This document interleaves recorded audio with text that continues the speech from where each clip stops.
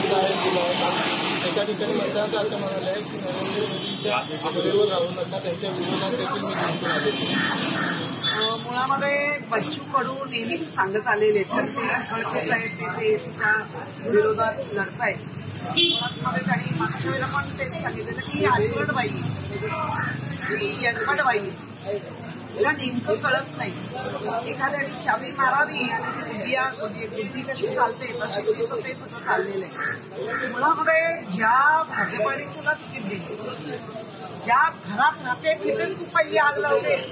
अर्थात आमच्याकडे ती चांगली आहे पद्धती, कारण जो काय 405चा जो किल्ला फुगवला गेलाय त्याला नवनीत राहणारी मस्त छान सुई लावली आणि करून टाकली। उद्धव ठाकरे म्हणाले 2 दिवस तुमच्या लोकसभा बैठका सत्र सुरू झालं, काय वाटतं? प्रत्येक पक्षाच्या कार्यालयात लोकसभेच्या बैठका चालूच आहेत आणि आपल्या पक्षप्रमुखांनी आम्हाला काही मार्गदर्शन करतात। हे या चाललेल्या निवडणुकीचा तो एक भाग आहे।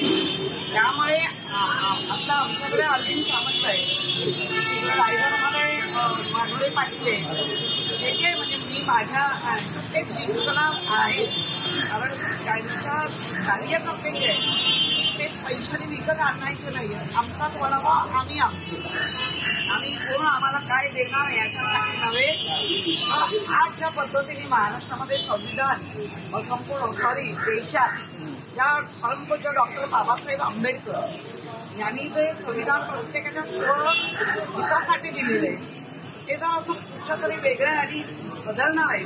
कारण मी पंकजाताई मुंडेंचं पण भाषण आहे की असा कोणतरी कणखर गेला पाहिजे की हे सगळं संविधान बदलण्याची ताकद असली पाहिजे। काय चाललंय म्हणजे देशातली जनता, महाराष्ट्रातली जनता, मुंबईतली जनता हे सगळं बघते। जूनच्या 4 तारखेला पिक्चर क्लिअर होईल। लोकशाही मराठी ऐका, पहा, जागरूक रहा।